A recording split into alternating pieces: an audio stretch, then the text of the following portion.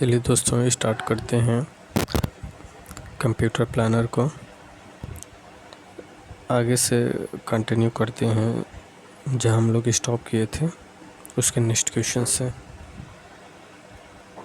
Robotics process automation RPA किसे क्या कहा जाता है, जिसमें मानव कर्मचारियों के डेटा एक्सट्रैक्ट करने, फॉर्म भरने और फाइलों को स्थानांतरित करने जैसे बैक ऑफिस कार्यों का अनुकरण करने के लिए ऑटोमेशन टेक्नोलॉजी का उपयोग होता है। तो हार्डवेयर रोबोटिक्स नहीं, सॉफ्टवेयर, क्योंकि सॉफ्टवेयर की वजह से ही सब कुछ काम होता है, ऑटोमेशन टेक्नोलॉजी वगैरह। तो रोबोटिक्स प्रोसेस ऑटोमेशन आरपीए, जिसे सॉफ्टवेयर रोबोटिक्स भी कहा जाता है, जिसमें मानव कर्मचारियों एम्प्लॉय के डेटा एक्सट्रैक्ट करने, फॉर्म भरने और फाइलों को स्थानांतरित करने जैसे बैक ऑफिस कार्यों का अनुकरण करने के लिए ऑटोमेशन टेक्नोलॉजी का उपयोग होता है।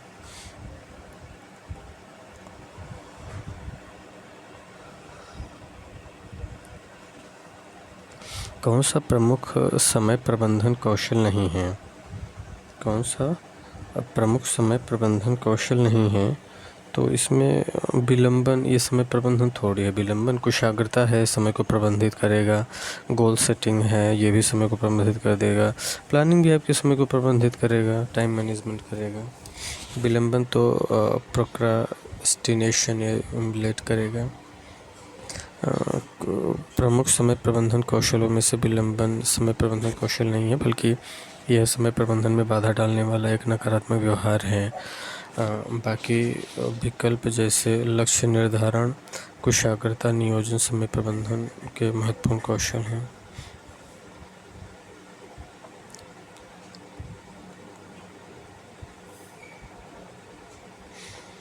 आर्डुइनो बोर्ड पर GPIO का पूर्ण रूप क्या है? General purpose input output. D वाला उत्तर होगा general purpose input output. Arduino बोर्डों में GPIO general purpose input output का पूर्ण रूप है। यह पिन्स होते हैं जिनका उपयोग विभिन्न इनपुट और आउटपुट डिवाइसेस जैसे सेंसर, LED, मोटर आदि से कनेक्ट करने के लिए किया जाता है। IoT में DDoS सिक्योरिटी अटैक का पूर्ण रूप क्या है? IoT में DDoS सिक्योरिटी अटैक का पूर्ण रूप क्या है?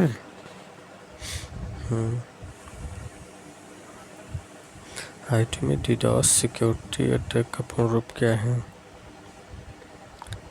इसमें हो जाएगा distributed denial of service, DDoS। सी वाला उत्तर। IoT में DDoS सिक्योरिटी अटैक का पूर्ण रूप है डिस्ट्रीब्यूटेड डिनाइल ऑफ सर्विस। यह एक प्रकार का साइबर अटैक है जिसमें एक सर्वर, नेटवर्क या सेवा को अत्यधिक ट्रैफिक से भर दिया जाता है, जिससे यह सिस्टम ओवरलोड हो जाता है और सही तरीके से काम नहीं करता है। कौन सा क्लाउड कंप्यूटिंग सर्विस मॉडल नहीं है?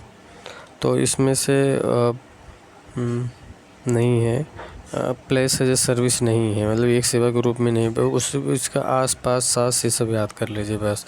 प्लेटफॉर्म एज ए सर्विस एक सेवा के रूप में प्लेटफॉर्म ये है, और एक सेवा के रूप में सॉफ्टवेयर जिसे सास बोलते हैं, और पहला वाला आस हो गया, मतलब पास हो गया। प्लेटफॉर्म एज ए सर्विस एक सेवा के रूप में प्लेटफॉर्म, और सास हो गया एक सेवा के रूप में सॉफ्टवेयर एज ए सर्विस, और आस हो गया इंफ्रास्ट्रक्चर एज ए सर्विस। तो ऐसे याद कर लीजिए ना, आस पास सास, ये तीन चीज़ें हैं। तो क्लाउड कंप्यूटिंग 3 मुख्य सर्विस मॉडल होते हैं जो अलग अलग प्रकार की सेवाएं प्रदान करते हैं। Infrastructure as a service IaaS, Amazon, जैसे कि इंफ्रास्ट्रक्चर एज ए सर्विस जो है वो आ सके Amazon Web Services, Microsoft Azure, Google Cloud Platform. PaaS platform as a service platform. तो प्लेटफॉर्म एज ए सर्विस कौन? गूगल ऐप प्लेटफॉर्म दे रहा है, गूगल ऐप इंजन है, हेरोकी है, माइक्रोसॉफ्ट एज्यूर है, ऐप सर्विसेज है, सब है। Software as a service SaaS, Google Workspace, Microsoft 365 और सेल्सफोर्स, ये सब हैं। निम्न में से कौन सा बेसिक फ़ोटो एडिटिंग टूल नहीं है? तो इसमें से real tools photo editing tool नहीं है, तो क्या है? पेंट टूल्स है, basic photo editing tool, transform tools है और सिलेक्शन टूल्स है। ये सब क्या है? एडिटिंग टूल हैं। फ़ोटो एडिटिंग सॉफ्टवेयर में पेंट टूल्स, ट्रांसफॉर्म टूल्स और सिलेक्शन टूल्स बहुत महत्वपूर्ण होते हैं। इनका उपयोग इमेज में विविध बदलाव और एडिटिंग के लिए किया जाता है, जबकि real tools photo editing tool नहीं हैं।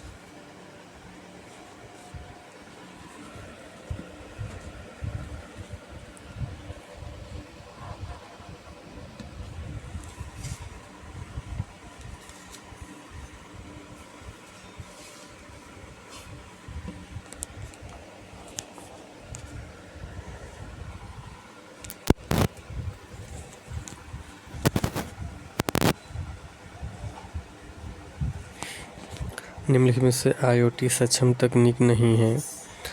तो पहला नहीं है, जियोलॉजिकल साइंस थोड़ी है IoT सक्षम तकनीक। क्लाउड कंप्यूटिंग है, वायरलेस सेंसर नेटवर्क है, बिग डेटा एनालिटिक्स हैं, जितनी भी हायर टेक्नोलॉजी, सॉफ्टिकेटेड टेक्नोलॉजी हैं, सब हैं। IoT सक्षम तकनीक वो तकनीक है जिसमें उपकरण और डिवाइस इंटरनेट से जुड़े होते हैं और एक दूसरे के साथ डेटा का आदान प्रदान कर सकते हैं। इन डिवाइसों में सेंसर, सॉफ्टवेयर और अन्य तकनीकें शामिल होती हैं जो अन्य डेटा इकट्ठा करने, विश्लेषण करने, यूजर्स को उपयोगी जानकारी प्रदान करने में सक्षम बनाती हैं।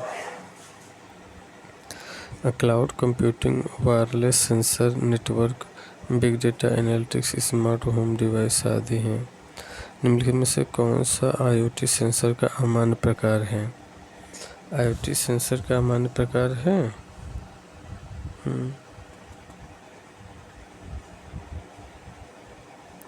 कौन सा IoT सेंसर का अमान्य प्रकार है? IoT सेंसर का अमान्य प्रकार इसमें से टावल कोई IoT सेंसर थोड़ी है।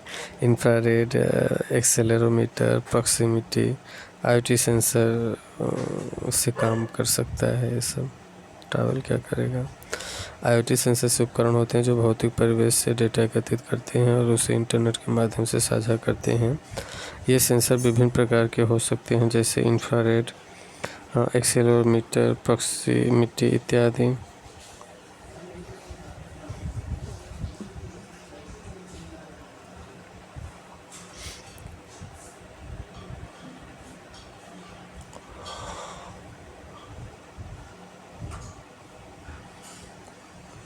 प्रवर्तक एक्चुएटर्स घूर्णी गति को रैखिक गति से परिवर्तित करके संचालन को निष्पादित करते हैं।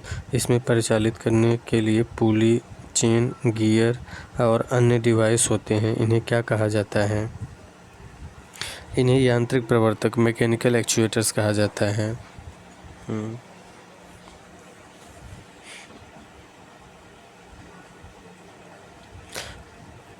यांत्रिक प्रवर्तक मैकेनिकल एक्चुएटर्स एक ऐसा यंत्र है जो किसी प्रकार की ऊर्जा, विद्युत या हाइड्रोलिक को यांत्रिक गति में बदलता है।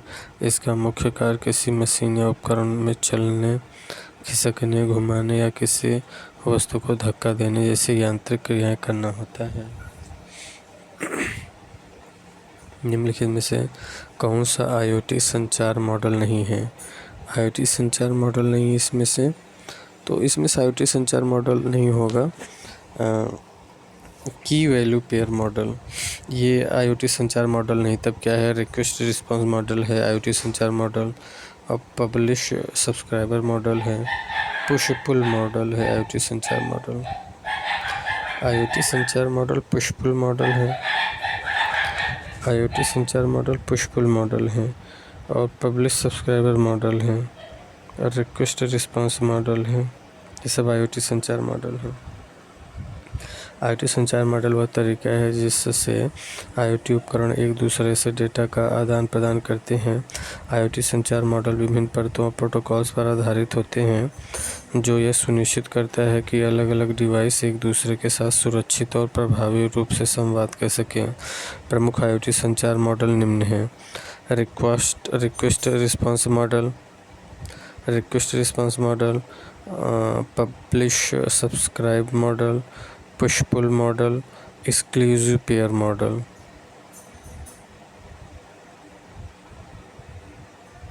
एक्सक्लूसिव पेयर मॉडल भी है IoT संचार मॉडल। IoT संचार मॉडल रिक्वेस्ट रिस्पॉन्स मॉडल है, पब्लिश सब्सक्राइबर मॉडल है, publish subscribe model, push pull model और एक्सक्लूसिव पेयर मॉडल। निम्नलिखित में से कौन सा एक IoT सिक्योरिटी थ्रेट का प्रकार नहीं है? IoT थ्रेट का प्रकार नहीं है तो इसमें से सोशल नेटवर्किंग ये IoT सिक्योरिटी थ्रेट का प्रकार नहीं है। तब क्या है? सोशल इंजीनियरिंग ये IoT सिक्योरिटी थ्रेट का प्रकार हो सकता है। रैनसमवेयर तो होता ही है, मैन इन मिडल ये तो होता ही है।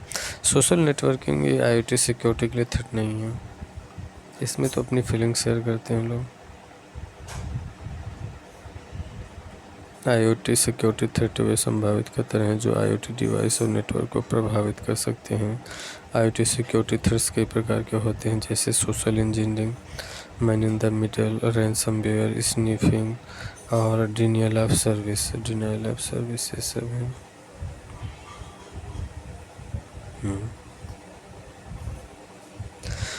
क्वेश्चन है, MQTT जैसे मैसेजिंग प्रोटोकॉल का उपयोग प्रायः IoT अनुप्रयोगों में किया जाता है। MQTT का पूर्ण रूप क्या है? MQTT का पूर्ण रूप है message queue telemetry transport. Message queue telemetry transport, ये सी वाला उत्तर है। Message queue telemetry transport. MQTT का पूर्ण रूप मैसेज क्यू टेलीमेट्री ट्रांसपोर्ट होता है। यह एक light weight publish subscribe network protocol है जिसे मुख्य रूप से छोटे सेंसर और मोबाइल डिवाइस के लिए डिज़ाइन किया गया है जो इनपुट बैंडविड्थ और कम ऊर्जा खपत का उपयोग करते हैं। इसका उपयोग अक्सर IoT में किया जाता है।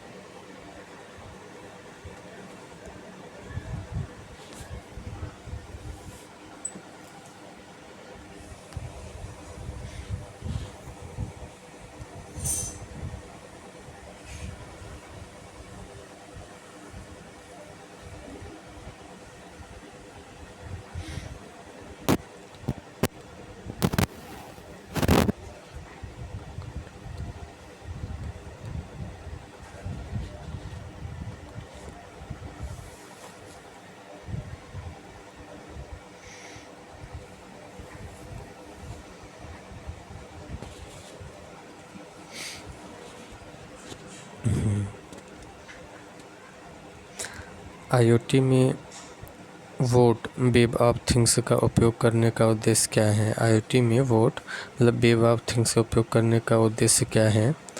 तो इसका उद्देश्य है कि to increase usability and interpretability, प्रयोज्यता और अंतर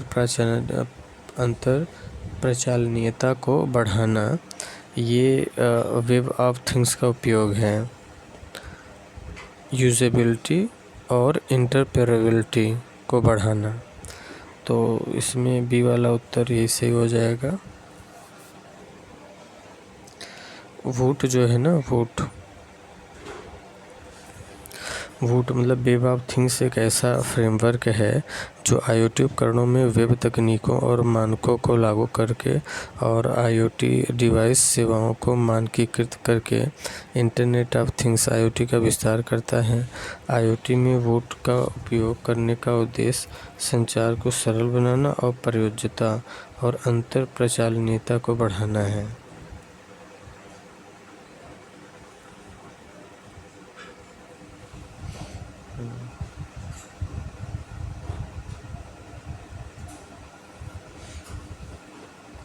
निम्नलिखित में से कौन सा IoT का एप्लीकेशन नहीं है?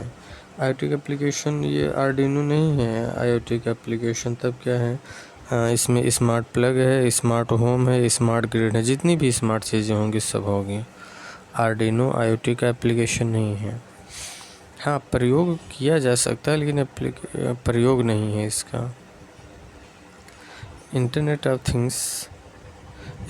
ऑफ थिंग्स के विभिन्न उद्योगों में कई अनुप्रयोग हैं, जिसमें smart home, smart city, smart grid, asset tracking, smart plug आदि शामिल हैं। जबकि आर्डिनो एक ओपन सोर्स इलेक्ट्रॉनिक्स प्लेटफॉर्म है, जिसमें हार्डवेयर और सॉफ्टवेयर दोनों घटक शामिल होते हैं।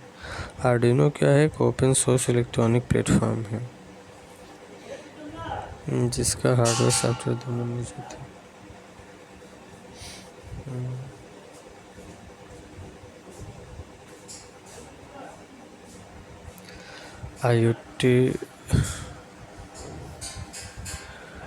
IoT डिवाइस को डेटा के साथ कैसे जोड़ा जा सकता है?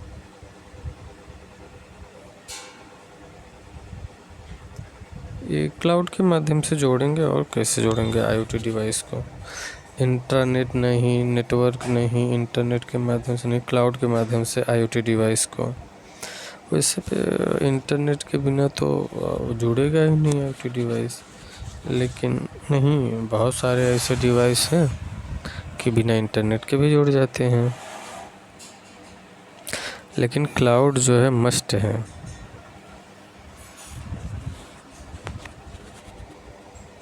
IoT इंटरनेट थिंग्स डिवाइस को क्लाउड के माध्यम से डेटा से जोड़ा जा सकता है। IoT डिवाइस डेटा संग्रह, प्रोसेसिंग, ट्रांसमिशन, स्टोरेज, विश्लेषण और प्रस्तुति के चक्र के माध्यम से डेटा से जुड़े होते हैं। IoT डिवाइस डेटा संग्रह, प्रोसेसिंग, ट्रांसमिशन, स्टोरेज, विश्लेषण और प्रस्तुति के चक्र के माध्यम से डेटा से जुड़े होते हैं। कोड डेवलप करने के लिए रास्पबेरी पाई IoT सॉफ्टवेयर द्वारा किस प्रोग्रामिंग भाषा का उपयोग किया जाता है? तो इसमें जो हो जाएगा उत्तर ना, पाइथन तो बहुत फेमस है कोड डेवलप करने के लिए IoT सॉफ्टवेयर में, तो पाइथन लैंग्वेज हो जाएगा। ये पाइथन लैंग्वेज जानते हैं कि हायर लैंग्वेज है। कोड डेवलप करने के लिए रास्पबेरी पाई IoT सॉफ्टवेयर द्वारा पाइथन प्रोग्रामिंग भाषा का उपयोग किया जाता है। पाइथन का उपयोग उच्च स्तरीय और सुलभ सिंथेटिक्स के कारण विभिन्न IoT डिवाइसों को प्रोग्राम करने के लिए किया जाता है। आर्डिनो यूनो क्या है? आर्डिनो यूनो क्या है? आर्डिनो यूनो एक क्या है? माइक्रो कंट्रोलर है आर्डिनो यूनो।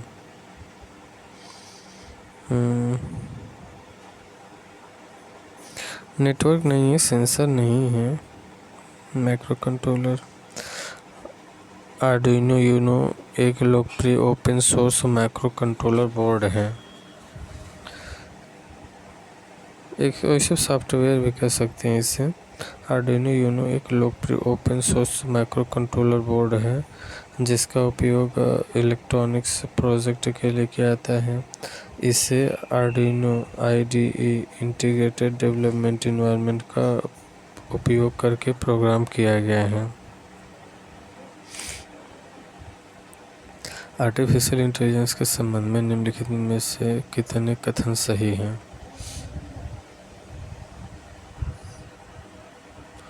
आर्टिफिशियल इंटेलिजेंस के संबंध में निम्नलिखित में से कितने कथन सही हैं?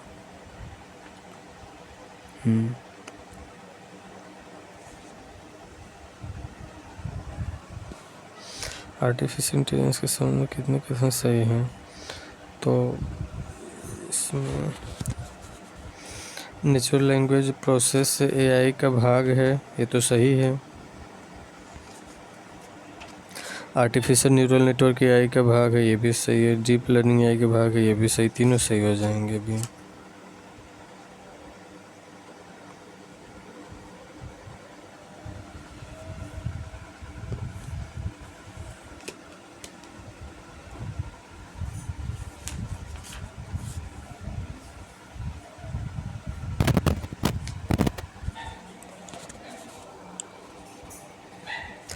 आर्टिफिशियल इंटेलिजेंस एआई मशीनों में मानव बुद्धि के अनुकरणों को संदर्भित करता है जो उन्हें ऐसे कार्य करने की अनुमति देता है जिसके लिए आमतौर पर मानव बुद्धि की आवश्यकता होती है। एआई में machine learning, natural language processing, artificial neural network, deep learning और कंप्यूटर विजन जैसे विभिन्न उपक्षेत्र शामिल हैं और इसमें स्वास्थ्य देखभाल और वित्त से लेकर रोबोटिक्स और स्वायत्त वाहनों तक के क्षेत्र में अनुप्रयोग हैं। बिग डेटा के संबंध में निम्नलिखित में से कौन सा कथन सही है?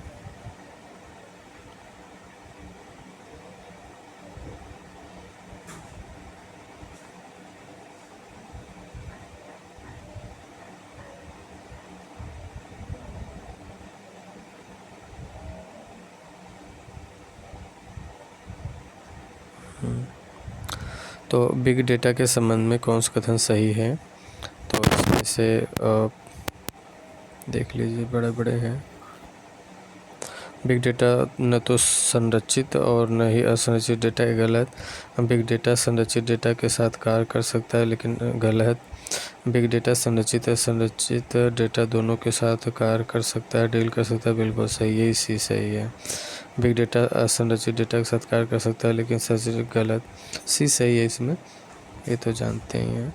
इसके 3 भी परिभाषित गुण हैं, वॉल्यूम, वेलोसिटी, वैरायटी। वैसे 5 गुण हैं, 3 नहीं है इसके। वी ना बिग डेटा के 5 वीज हैं। कौन सी वायरलेस संचार तकनीकी आमतौर पर छोटी दूरी के संचार के लिए IoT उपकरणों में उपयोग की जाती हैं? इसमें से कौन सा उत्तर होगा? तो ब्लूटूथ क्या करेगी? कौन सी वायरलेस संचार तकनीकी आमतौर पर छोटी दूरी के संचार के लिए IoT उपकरणों में ब्लूटूथ का भी उपयोग किया जाता है, वाईफाई का भी किया जा सकता है और LTE नहीं, दो ये वाईफाई ब्लूटूथ का भी किया जा सकता है। उपयुक्त में से एक से अधिक। कम दूरी के संचार के लिए IoT उपकरणों में आमतौर पर ब्लूटूथ, वाईफाई और जिगबी आदि का उपयोग किया जाता है। इन तीनों में जिगबी का ज़्यादा प्रयोग होता है IoT के, ध्यान दीजिएगा। लेकिन ब्लूटूथ, वाईफाई, जिगबी तीनों का प्रयोग होता है IoT उपकरणों में आमतौर पर वायरलेस संचार के लिए, ध्यान दीजिएगा।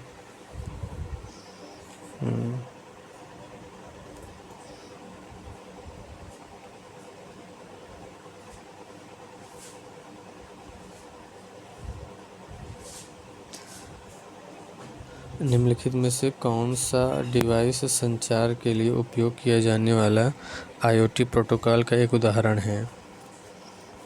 MQTT।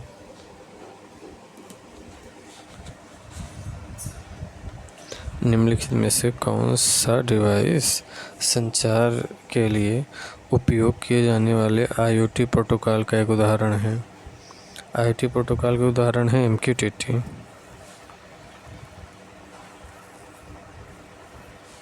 IoT प्रोटोकॉल का उदाहरण MQTT है। MQTT message queuing telemetry transport एक लाइट वेट और पब्लिश सब्सक्राइब आधारित मैसेजिंग प्रोटोकॉल है जो IoT डिवाइस के बीच संचार के लिए बहुत ही लोकप्रिय है। HTTP और FTP भी प्रोटोकॉल है, लेकिन ये IoT स्पेसिफिक नहीं है बल्कि सामान्य वेब और फाइल ट्रांसफ़र के लिए उपयोग किए जाते हैं। HTTP और FTP भी प्रोटोकॉल हैं, लेकिन ये IoT स्पेसिफिक नहीं है।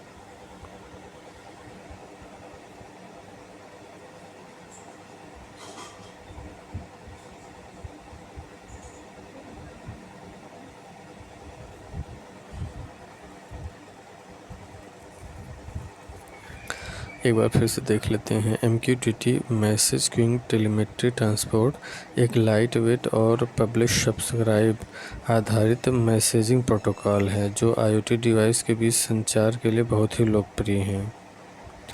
मतलब ये है कि ना जो IoT डिवाइस जो विभिन्न नेटवर्कों के बीच जो संचार करता है ना, वो MQTT पे आधारित होता है।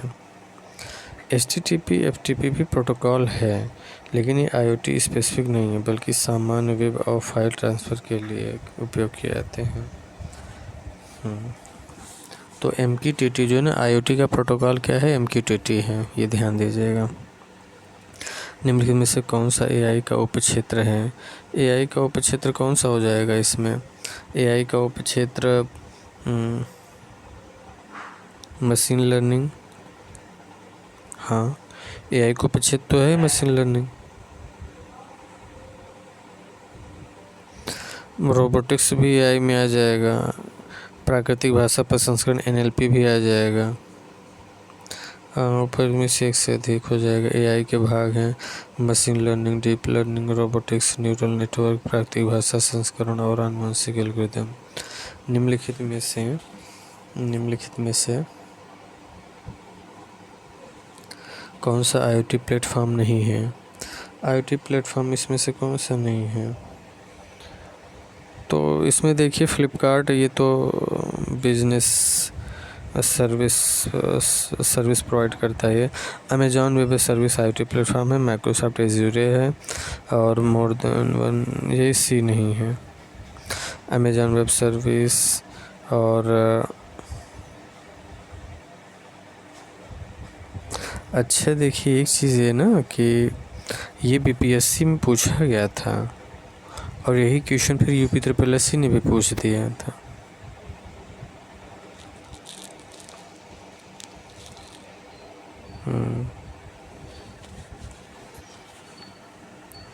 Amazon web service, Microsoft Azure और सेल्सफोर्स क्लाउड कंप्यूटिंग IoT सेवाएं प्रदान करते हैं, जबकि फ्लिपकार्ट एक ई-कॉमर्स वेबसाइट है जो मार्केटिंग की सुविधा प्रदान करता है। उपकरणों में वायरलेस कनेक्शन के लिए किस परत का उपयोग किया जाता है?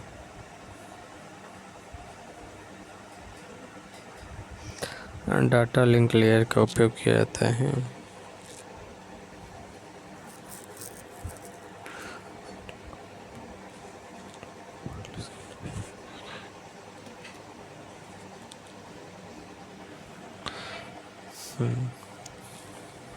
IoT डिवाइस में वायरलेस कनेक्शन के लिए डेटा लिंक लेयर का प्रयोग किया जाता है।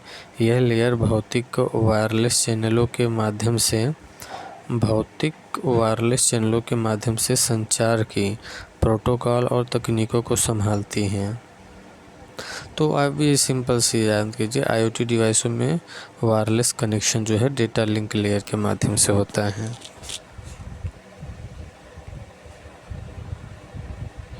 ये भी BPSC में पूछा गया था, मतलब अच्छा क्वेश्चन पूछा गया है।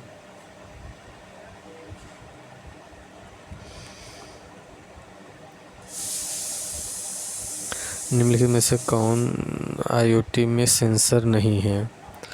IoT में सेंसर कौन सा नहीं है?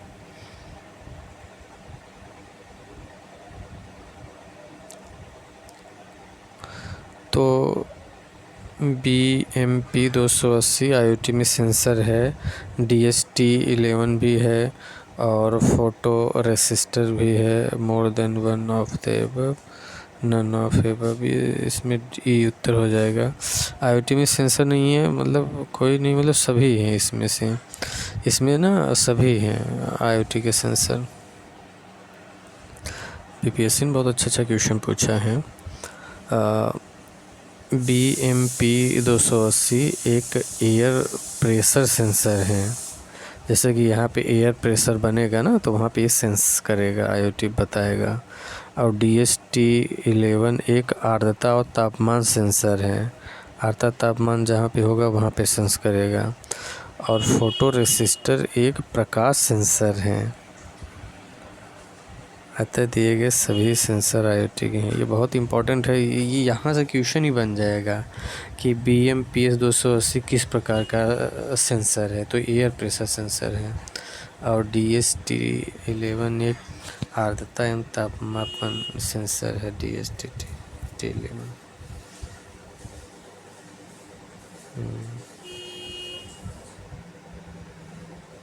सब बहुत अच्छे अच्छे क्वेश्चन हैं, बीपीएससी ने पूछे हैं।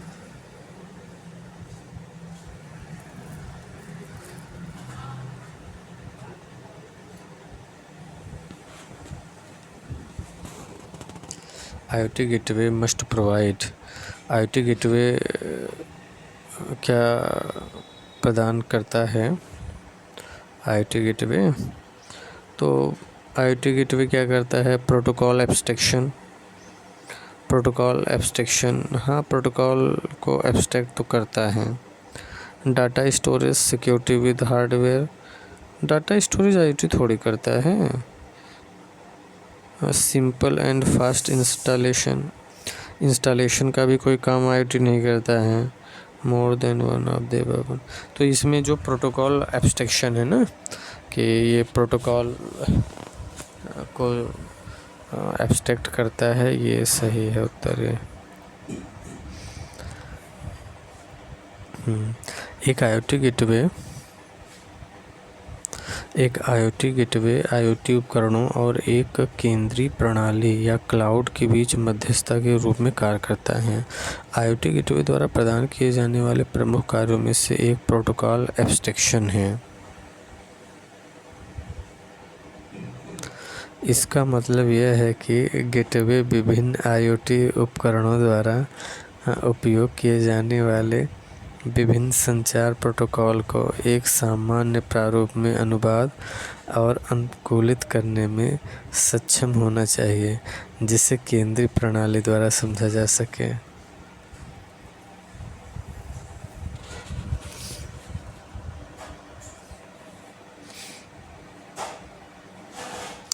निम्नलिखित में से कौन सा आर्टिफिशियल इंटेलिजेंस का अनुप्रयोग है?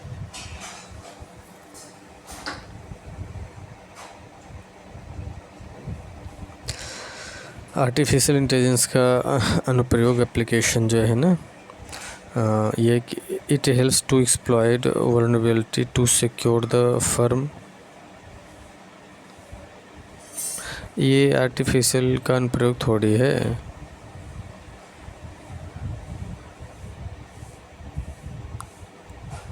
किसी का शोषण करना ये थोड़ी है। Language understanding and problem solving, text analytics and NLP तो ये है कि लैंग्वेज प्रॉब्लम सॉल्व करता है।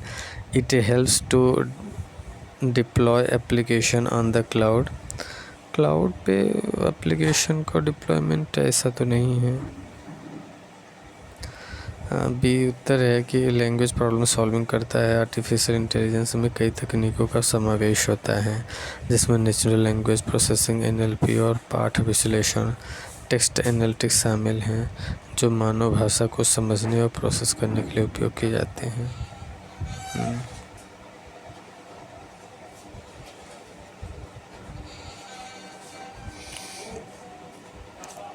निम्नलिखित में से कौन सा पर्यावरण से विभिन्न प्रकार की जानकारी एकत्र करता है, जिसे इंटरनेट ऑफ थिंग्स के संदर्भ में डिजिटल डेटा में परिवर्तित किया जाता है? तो सेंसर जो होता है ना, ये विभिन्न प्रकार की जानकारी एकत्र करता है, फिर से डिजिटल डेटा में परिवर्तित किया जाता है। सही बात है। प्रोसेस करने के लिए IoT प्रणाली के लिए पहले पर्यावरण से डेटा एकत्र किया जाता है। प्रोसेस करेंगे तभी जब डेटा एकत्रित करेंगे ना। इसे उपकरणों में सेंसर द्वारा एकत्र किया जाता है, जो पर्यावरण में देखने योग्य घटनाओं या परिवर्तनों को मापता है।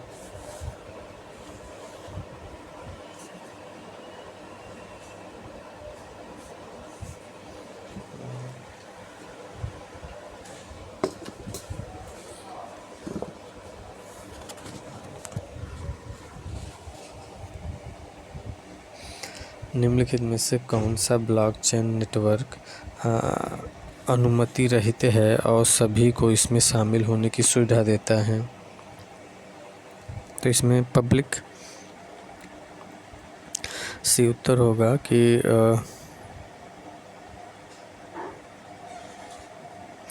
पब्लिक की चीज़ों में तो सभी लोग शामिल हो पाएंगे। प्राइवेट में सभी लोग काम हो पाएंगे, रिटेल में नहीं, कंसोर्टियम में नहीं। पब्लिक ब्लॉकचेन गैर प्रतिबंधात्मक और अनुमति रहित है, ना तो अनुमति की ज़रूरत है ना तो कोई प्रतिबंध है पब्लिक ब्लॉकचेन में। और इंटरनेट एक्सेस करने वाला कोई भी व्यक्ति अधिकृत नोड बनने के लिए ब्लॉकचेन प्लेटफॉर्म पर साइन कर सकता है। यह यूजर्स वर्तमान और पिछले रिकॉर्ड देख सकता है, गतिविधियों का संचालन कर सकता है।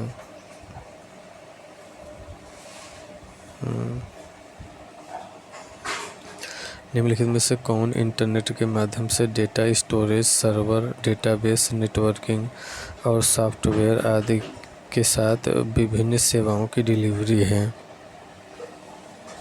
तो इसमें देखिए क्लाउड कंप्यूटिंग जो है ना, ये नेटवर्किंग आधारित होता है यही।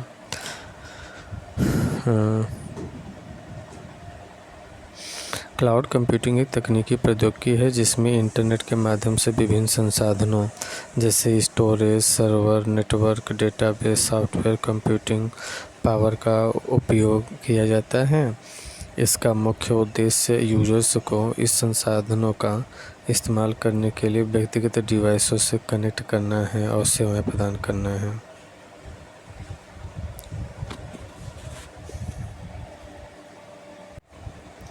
स्मार्ट शहरों के लिए आईओटी के उपयोग के संबंध में निम्नलिखित में से कौन सा कथन गलत है? देखिए, स्मार्ट लाइटिंग प्रणाली से बिजली बिल कम करता है, सही है। वायु की गुणवत्ता और विकिरण के स्तर को मापता है, आईओटी, सही है। सड़कों, पुलों और पाइपलाइनों जैसी महत्वपूर्ण अवसंरचना की अनुरक्षण आवश्यकताओं का पता लगाता है, सही है। और ये कुशल पार्किंग प्रबंधन के माध्यम से लाभ कम करता है, लाभ अधिक करता है, कम थोड़ी करेगा। स्मार्ट शहरों के लिए आईओटी के उपयोग के संबंध में कुशल पार्किंग प्रबंधन के माध्यम से लाभ कम करता है, यही गलत है, जबकि अधिक करता है होना चाहिए। आईओटी डब्ल्यूएफ आर्किटेक्चर समिति ने 2014 में 7 layer IoT architecture reference model प्रकाशित किया है।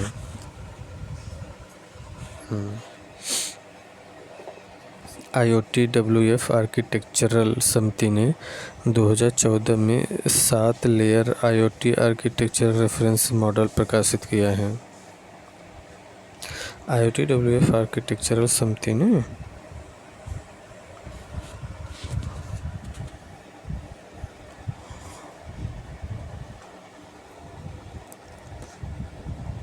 आईओटी डब्ल्यूएफ आर्किटेक्चरल समिति ने 2014 में 7 layer IoT architectural reference model प्रकाशित किया है।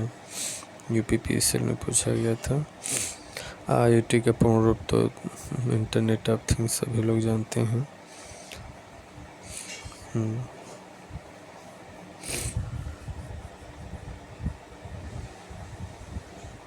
कौन सा कथन असत्य है इसमें से? M2M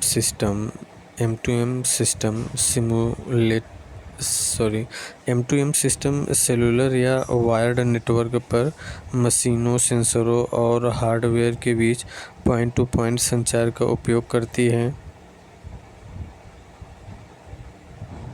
हाँ, ये तो सही है कि जो M2M मतलब मशीन टू मशीन सिस्टम होता है, सेलुलर या वायर्ड नेटवर्क पर मशीनों, सेंसरों और हार्डवेयर के बीच पॉइंट टू पॉइंट संचार का उपयोग करती, बिल्कुल सही है।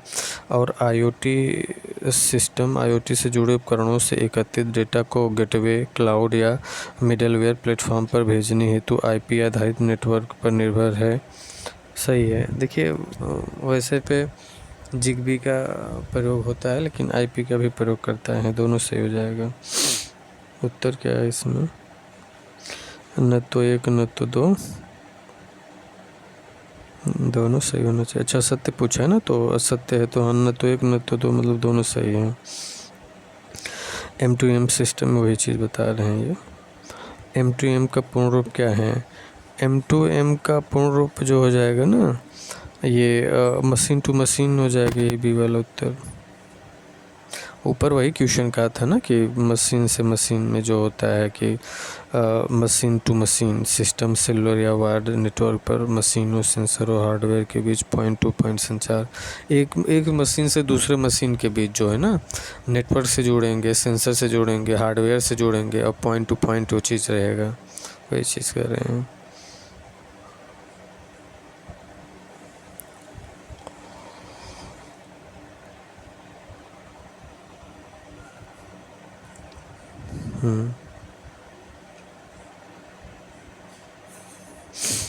कौन सा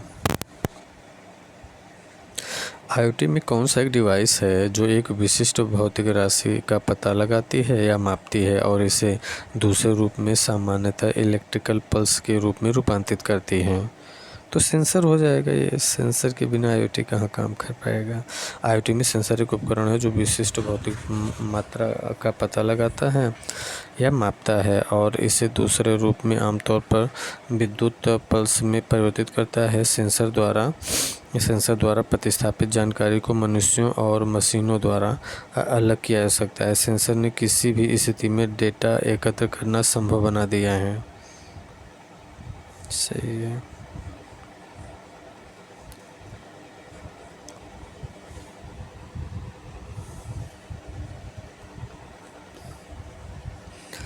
IoT का विकास जो है ना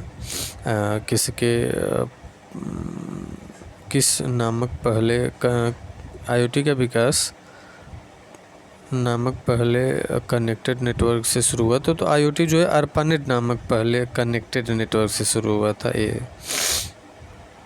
इंटरनेट जो है इंटरनेट और IoT की उत्पत्ति 1962 में GCR defence advance research projects agency DARPA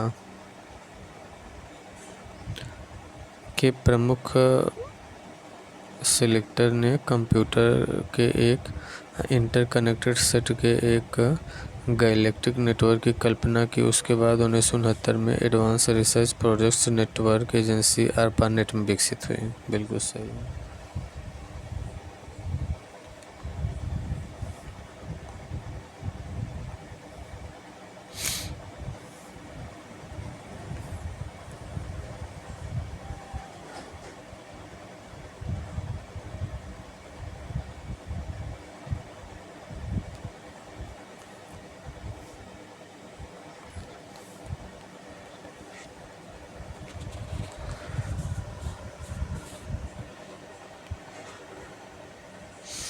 IoT में एक डिवाइस है जो ऊर्जा को गति में परिवर्तित करती हैं।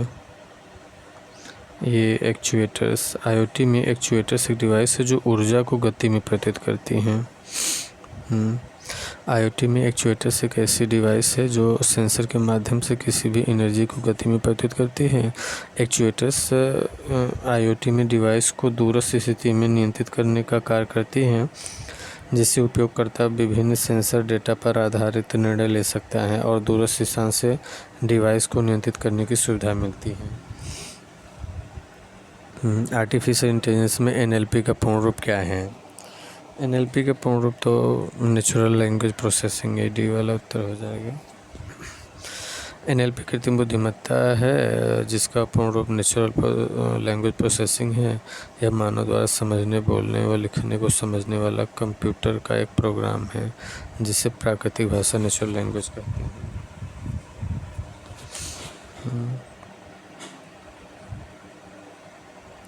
इतना बड़ा प्रश्न दे दिया है।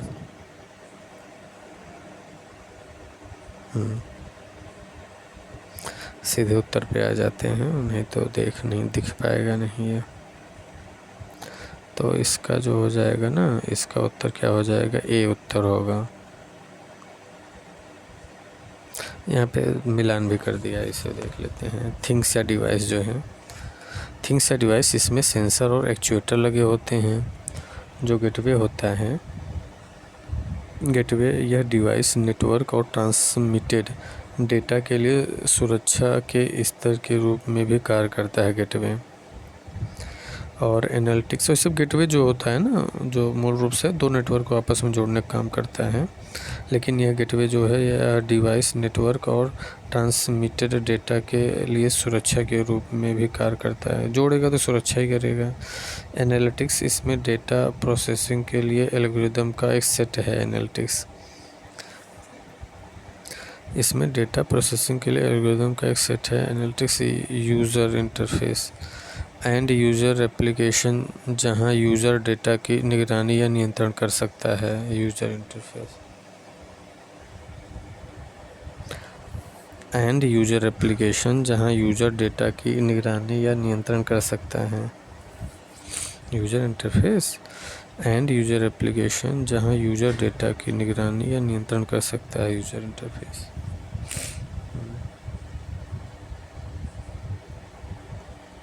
ओके,